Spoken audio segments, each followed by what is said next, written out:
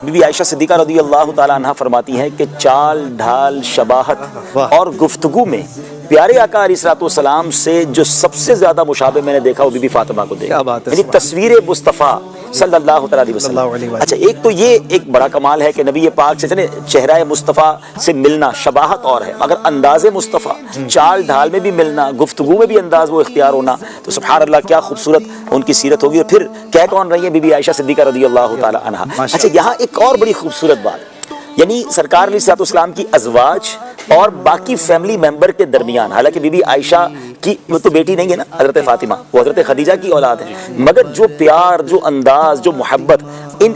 نفوس قدسیہ میں تھا، یہ بھی ہمیں بتاتا ہے کہ فیملی میں کس طرح کا آپس میں پیار ہونا چاہیے، اعتماد ہونا چاہیے، ایک دوسرے کی تعریف بھی کرنی چاہیے، سیکھنے کو ملتا ہے ان ہستیوں سے۔ اور پھر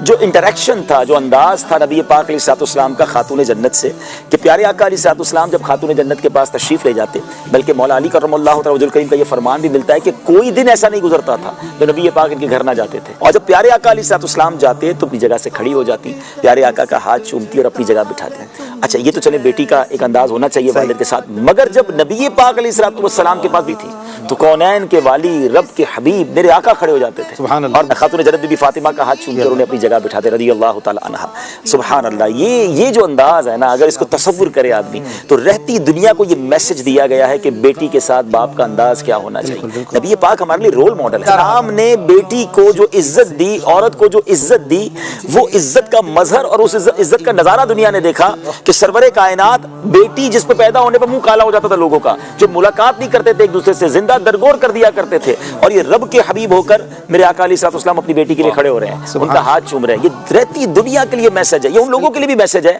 کہ جب آج بھی بدقسمتی سے آج بھی ایسے لوگ ہیں جو بیٹی کے پیدا ہونے پر گھر میں جھگڑا کر رہے ہوتے ہیں، ان کا موڈ بھی آف ہو جاتا ہے، معاذ اللہ طلاق تک نوبت پہنچ جاتی ہے۔ یہ ان خواتین کے لیے بھی درس ہے کہ جو اپنی بہو کو تانے دیتی ہیں، یہ ان شوہروں کے لیے بھی درس ہے جو اپنی بیوی کو تانے دیتے ہیں، اور پھر بیٹی ہو جائے تو بیٹی کے ساتھ سلوک بھی اچھا نہیں کرتے، یعنی بیٹوں کو پریورٹی دینا ہے، بیٹی سے بات نہیں کرنی ہے، بیٹی کو حقیر جاننا ہے، معاذ اللہ۔ پھر ایسا بھی دیکھا کہ بچیوں کی جناب وراثت کا معاملہ میں ڈنڈی ماری جاتی ہے، بہنوں کی وراثت لوگ بھائی قبضہ کر لیتے ہیں، یہ ان سب کے لیے میسج ہے۔ آپ پر اللہ کی رحمت ہو حضرت فاطمہ۔